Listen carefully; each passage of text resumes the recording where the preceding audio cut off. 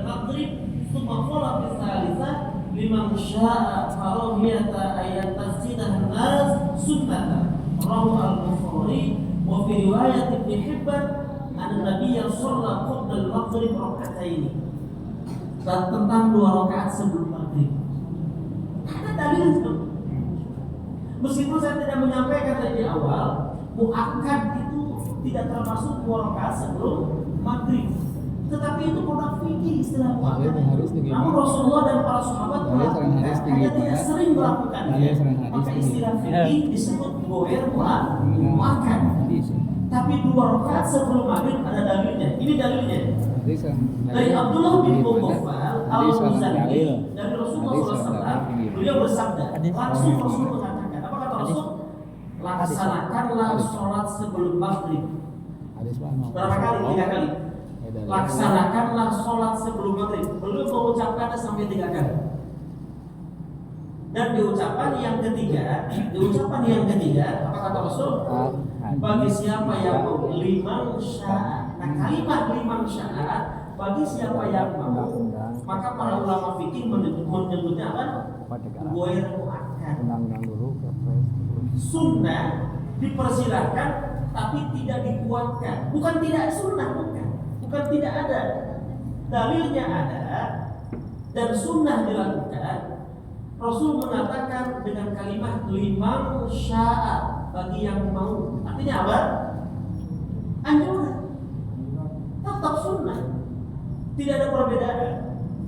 Lalu mengapa Rasul mengatakan liman sya'a? Boleh jadi berdasarkan riwayat karena itu waktu yang sempit, atau juga para sahabat pada waktu itu sedang masih kecapean dalam perjalanan, atau mungkin mereka baru selesai bekerja. Sehingga Rasul tidak mencontohkan selalu. Sama halnya dengan sholat qiyamul Ramadan atau menghidupkan malam Ramadan yang kita sebut sholat sunnah tarawih. Malam pertama Rasul melakukannya di masjid, lalu sahabat mengikuti. Malam kedua sahabat semakin banyak mengikuti, Rasul masih di masjid. Malam ketiga sahabat datang semakin banyak, riuh bagaikan diibaratkan seperti nyamuk. Begitu banyak sahabat tumpah ruah di masjid itu. Ini menjadi awal permulaan sholat tarawih. Rasul tidak datang. Sahabat sampai menunggu sampai datang waktu subuh, Rasul tidak datang. Sampai menemukan bertemu dengan Rasul waktu subuh. Apa kata Rasul? Rasul di rumah. Ya. Aku khawatir kalian menganggap sebagai wajib. Jadi Rasul akhirnya tidak melakukan di masjid di malam keempat dan kelima. Lalu sahabat sholat masing-masing, Pak. Inisiatif Umar bin Khattab menghimpun satu imam, Abdullah bin Umi Maktum sebagai imam pada waktu itu, dihimpun menjadi sholat sunnah berjamaah tarawih. Asalnya bukan dari Rasul, Pak. Sampai Umar mengatakan, hada nikmatul bid'ah. Ini bid'ah sebaik-baiknya gitu. Ini bid'ah yang baik. Rasul tidak mencontohkan, tapi itu adalah hasanah kebaikan dan Rasul membiarkannya. Itu yang maka dalam madzhab Syafi'i, ada bid'ah hasanah, ada bid'ah dolalah gitu. Itu dalam madzhab Syafi'i. Nah, itu ada bid'ah hasanah, ada bid'ah dolalah. Sebab kullu bid'atin ada kullu libadin, ada kullu lil jam'i kan begitu. Kalau libadin berarti sebagiannya. Selama ada contohnya, selama Rasul membiarkannya, maka itu sebuah hasanah. Termasuk Umar bin Khattab menghimpun sholat sunnah malam Ramadan pada satu tempat dan satu imam. Awalnya apa masing-masing. Itu yang sampai sekarang kita lakukan sholat sunnah tarawih itu. Nah, itu. Bahkan juga Rasul melakukannya 11 rakaat dengan bacaan yang panjang.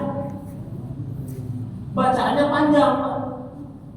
Ketika bacaannya dikurangi, dipendekkan oleh para sahabat, maka rakaatnya ditambah jadi 20. Tahu, Pak?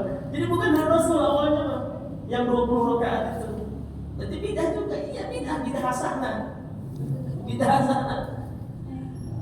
Di Mekah, kemudian setelah futuh Mekah, mereka melakukan 20 rakaat diselingi dengan tawaf. Tawaf, sholat sunnah lagi.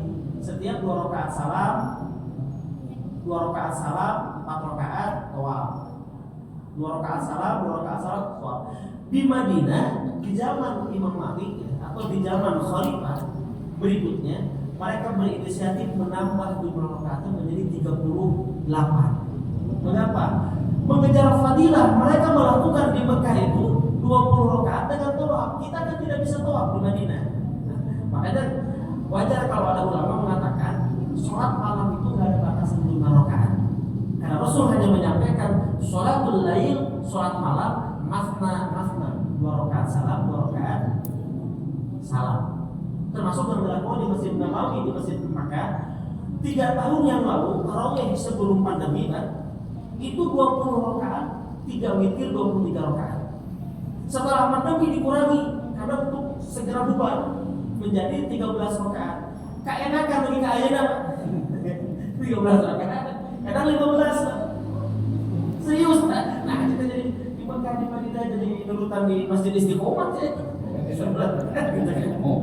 Dulu 23. Serius Pak. Mohon maaf, tidak bermaksud ini. Saya kan Ramadan 2022 di Mekah, umroh di bulan Ramadan. Kemarin 2023 beberapa bulan yang lalu sama. Kenapa nggak berubah lagi? Jadi akhirnya tetap di 13 rakaat. Kadang 15. Jadi 2 rakaat salam, 2 rakaat salam, 2 rakaat salam, 2 rakaat salam, tutup witir 1 Pak. Jadi witir yang 3 rakaat itu dengan 2 salam. Maaf, saya mungkin berbeda dengan Istiqomah, tapi ini ilmu Pak. Ilmu, Bapak harus siap menerimanya. Sholatnya dilakukan 2 rakaat salam, 2 rakaat salam. Saya tidak mau mengatakan yang 4 rakaat 1 kali salam salah. Saya tidak mau mengatakan. Tapi kalau saya ingin menyampaikan dari hadis, sholatul lail masna. Sholat malam itu 2 rakaat salam, 2 rakaat salam. Itu sampai 12 kali rakaat dengan 2 rakaat salam, baru witir 1 rakaatnya 13. Kadang juga 15. Sekarang ya, dulu Mekah Madinah sebelum pandemi itu 23. Sekarang jadi 13. Teman saya bilang yang tinggal di Mekah, ini orang Arab udah keenakan kayaknya. Jadi sholatnya udah dikurangi jumlah rakaatnya. Ya memang tidak salah, silahkan. Tetapi di Mekah, di Madinah pun meskipun 13 rakaat, di 10 rakaatnya itu khatam 1 juz. Serius. Di 10 rakaatnya khatam 1. Saya tahu mengapa 3 rakaatnya witir, sebab kalau pas witir surahnya beda. Berdasarkan dalil yang sahih, dalil sahih, sholat witir 3 rakaat, sunnah rakaat pertama sabihis, rakaat kedua al-kafirun, rakaat ketiga al-ikhlas. Itu sunnah Pak. Makanya Imam As-Sudais itu 2 rakaatnya sabihis dengan al-kafirun. Salam Pak. Baru 1 rakaat al-ikhlas. Al-ikhlas saja. Dan dia kunutnya lama, seperempat jam. Kunutnya lebih lama daripada rakaat ketiga kan cuma 1 rakaat. Witir itu kan. Nah Ustaz kok bisa witir? Kan witir itu ganjil. Kenapa 2 dan 1? 2 dan 1-nya tidak terpisah, masih rangkaian. Nah, sehingga kata para ulama, 1 rakaatnya pun 2 rakaatnya minal witri. Bahkan saya baca dalam kitab-kitab hadis, pandangan para ulama termasuk Imam Nawawi, witir 3 rakaat dipisah dengan salam itu afdol, lebih utama. Lebih utama. Mengapa? Karena ada 2 kali tahiyat, ada 2 kali tasyahud. 2 rakaat pertama minal witri, bagian daripada witir salam. Berdiri lagi 1 rakaat witir. Itu tidak terpisah, masih 1 rangkaian. Witir itu kan ganjil, jadi nggak begini. Ya namanya juga witir, namanya witir pasti ganjil, betul, tetap ganjil. Karena witir 3 rakaatnya tetap 3 rakaat, hanya dipisah dengan salam. 2 rakaat salam, berdiri 1 rakaat. Ini sahih Pak, hanya kita tidak lazim, kita tidak baku. Ketika di masjid dilakukan, kita merasa itu salah. Dulu di kampung-kampung, guru-guru kita di kampung, saya kira di orang kampung rata-rata, itu sholat tarawih itu 23 rata-rata, witirnya 3 rakaat 2 kali salam. Dan saya temukan hadisnya, pandangan ulama mazhab Syafi'iyah memang wa yufarriqu bitaslim, dan dipisahkan. Itu yang dilakukan di Masjid Haram. Saya kira itu ya, ini wawasan saja. Karena fikih ini Pak, selalu ada penafsiran yang berbeda. Jadi kalau muncul ada yang berbeda, datang ke masjid kita, ustaznya berbeda dengan kebiasaan kebiasaan kita, saya kira itu bukan salah. Hanya mungkin wawasan kita baru tahu, ya. Contoh saya dulu awal-awal ke sini kan, saya cerita saja, karena ini sudah tidak bukan siapa-siapa lagi kan. Saya sudah hampir 5 tahun di sini. Dulu awal-awal lebih mungkin ya, 5 tahun lebih ya. Saya kira lebih, kita dari tahun berapa di sini? Oh iya, saya kira sudah 8 tahun saya begini. Ketika awal-awal saya di sini dulu kunut witir ya. Nah itu mungkin jamaah agak aneh, karena memang belum biasa. Memang saya salah tidak menyampaikan dari dulu. Harusnya sampaikan dulu kan di awalnya. Sampaikan dulu bahwa kalau mau kunut ini dalilnya, ini riwayatnya, yang tidak kunut pemahamannya. Mungkin itu kesalahan saya. Tetapi pada prinsipnya kunut witir itu ada dalilnya. Kalaupun masjid ini misalkan tidak biasa melakukan kunut di sholat witir, ya silahkan saja. Silahkan saja. Itu kan pilihan. Saya tidak mau berdebat ataupun saling menyalahkan dalam hal masalah furu'nya, dalam masalah fikih ini senantiasa ada perbedaan. Lagi-lagi selama masih ada dalil. Kalau masih ada dalil, itu boleh kita amalkan. Selama masih ada dalil. Nah, saya kira itu menambah wawasan kita atau mengingatkan apa yang pernah kita lupa. Sekali lagi, sholat sunnah 4 rakaat sebelum dan setelah zuhur, fadilahnya memberikan kesempatan dijauhkan dari api neraka. Kemudian sholat sunnah 2 rakaat sebelum asyar, 4 rakaat sebelum asyar itu kesempatan mendapatkan rahmat Allah. Kemudian sholat sunnah 2 rakaat sebelum maghrib, itu adalah anjuran dan kafa di sunnah, kita mendapatkan pahala sunnah. Bagaimana Rasulullah menyebutkannya? Karena beliau takut orang-orang akan menjadikannya sunnah atau lazim. Dalam artian lazim itu biasa dilakukan. Ya. Diriwayatkan oleh Bukhari dalam riwayat Ibnu Hibban disebutkan bahwa Rasulullah SAW melaksanakan sholat 2 rakaat sebelum maghrib. Hanya Rasul tidak sering melakukannya, khawatir para sahabat pada waktu itu menganggap sesuatu yang harus dilakukan, kelaziman. Sebagaimana Pak membaca Al-Fatihah. Nah, ini tidak maaf sedikit lagi. Banyak riwayat dan pandangan para ulama mazhab, termasuk Syekh Utsaimin yang kita anggap Wahabi di Mekah, membaca Al-Fatihah sebelum atau setelah doa itu masyru', disyariatkan. Disyariatkan, Pak. Nanti kalau Pak Jajang perlu broadcastnya saya kirim ke Jajang, silakan kirim. Membaca Al-Fatihah itu masyru'. Bahkan membuka acara majlis seperti ini diawali dengan Fatihah itu masyru', disyariatkan. Ini menjadi jawaban viral beberapa bulan minggu yang lalu. Seorang syekh dari Arab Saudi, dia berdakwah di hadapan Muhammadiyah, ya, jamaah Muhammadiyah. Lalu MC membuka acara dengan Al-Fatihah, dia mengkritik syekh ini. Kenapa dengan Al-Fatihah? Itu bid'ah, kan itu kata saya ini. Viral, Pak. Padahal itu banyak riwayat mengatakan termasuk mazhab Syafi'i mengawali majlis dengan Al-Fatihah. Sebab Al-Fatihah ini termasuk akhir surah Al-Baqarah, lillahi ma fis samawati, adalah 2 ayat, 2 surah dan ayat itu. Dalil dalam riwayat Imam Bukhari dan Muslim itu di antara fadilah keutamaan yang besar. Kita tidak perlu tahu, Pak. Kalau sedikit-sedikit semoga hajatnya dikabulkan, semoga yang sakit disehatkan, Al-Fatihah. Itu jangan tahu, Pak. Karena Al-Fatihah itu mengkabulkan doa, memudahkan hajat. Membaca Al-Fatihah. Sebab Al-Fatihah adalah surah yang paling utama dalam Al-Quran. Al-Quran isinya kandungannya apa? Ibadah. Apalagi? Muamalah. Apalagi? Tauhid, akidah. Dalam Al-Fatihah semua ada, Pak. Jadi Al-Fatihah mencakup semua isi kandungan Al-Quran. Mencakup, Pak.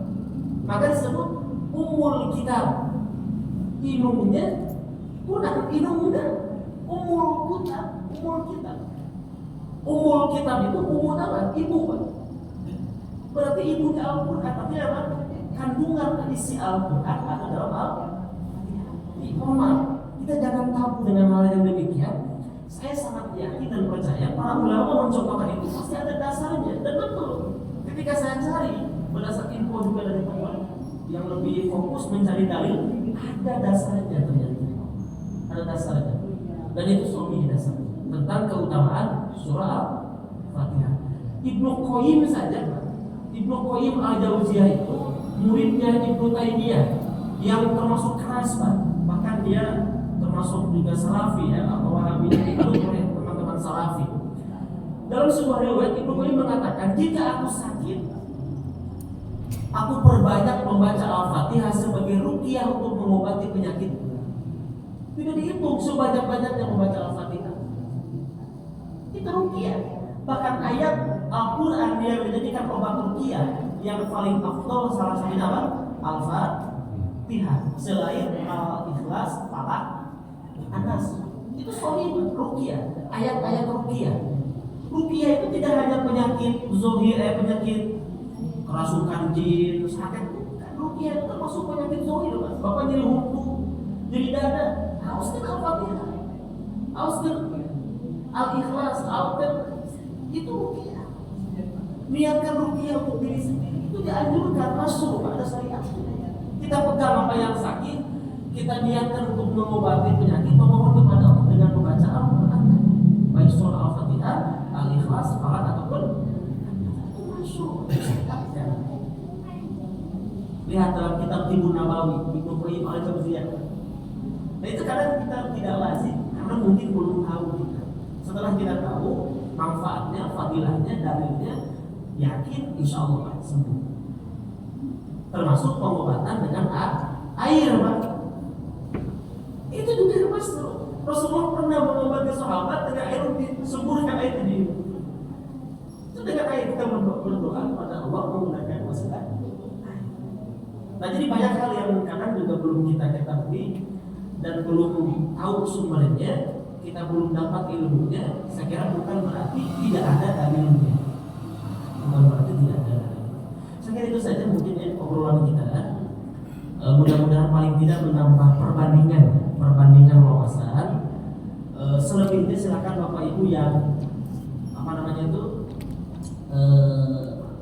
mengolah ya, atau menerima, tidak perlu menerima keseluruhan, tapi paling tidak bisa mengolah kira-kira mana yang tepat, mana yang bisa diamalkan, mana yang diyakini dan dalilnya ada, insya Allah itu masuk dan disyariatkan dan insya Allah menjadi ladang amal kita di hadapan Allah Subhanahu wa taala. Barakallahu li wa lakum, subhanakallahumma wa bihamdika, asyhadu an la ilaha illa anta, astaghfiruka wa atubu ilaik. Allahumma anfa'na bima 'allamtana wa 'allimna ma yanfa'una wa